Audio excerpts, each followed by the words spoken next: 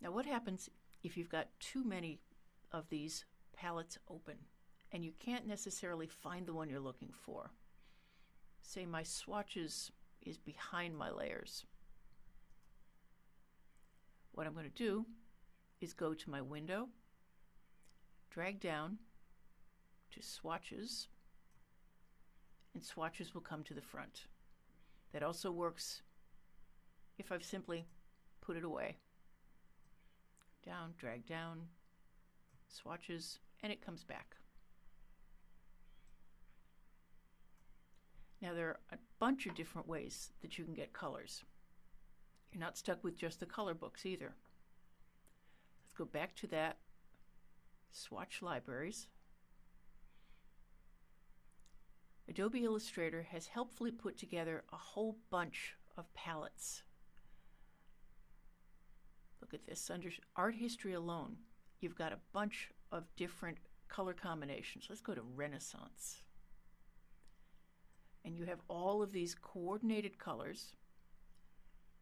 You can click on that one. Say I want to make another box that might look nice with that. All of these colors coordinate with one another. So it's a very simple way to put together a color scheme.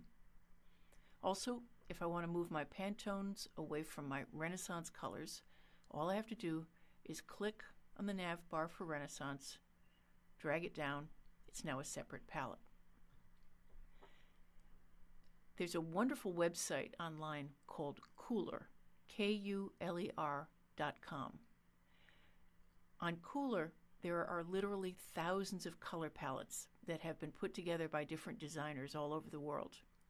You might want to go online, download a couple of those palettes, because it's a lot of fun to play with the colors. As I say, it's all down to your imagination. You don't have to be stuck with color palettes that have been set for you. You can make your own. Let's do one more. Let's see. Swatch libraries. Some of these are put together by metals, foods even, skin tones. Let's look at what fruit might be. So as you can see, it's been put together with colors of various fruit. So let's move on from solids to gradients. This tool, about 2/3 of the way down in your tool palette, is the gradient tool.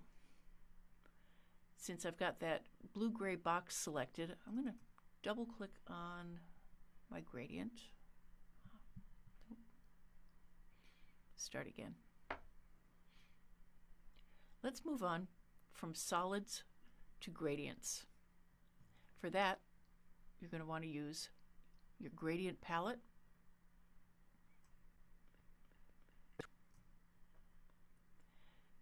Now, if I want to just simply use this gradient, I can click on it.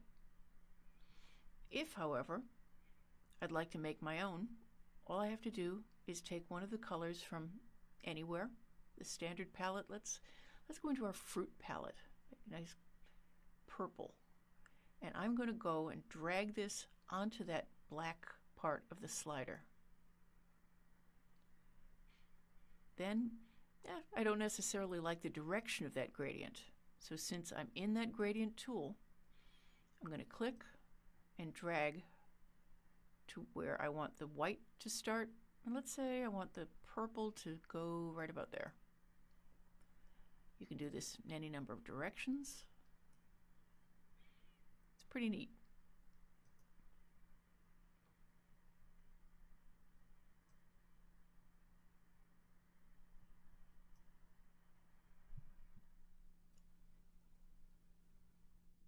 Illustrator gives you a whole lot of options to choose from when it comes to those color gradients.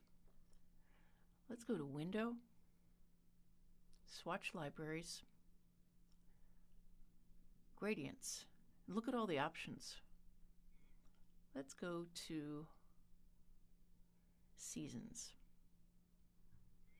I want to open that up a little bit so I can see what I'm doing with it. Large thumbnail view so I can choose. And let's click on this pink one. Now I'm not seeing a whole lot of difference between the light pink and the dark pink, and I want to change that. So I'm going to click on that left side of the gradient to one of these little sliders and go into the custom color area. I'm going to take all the cyan.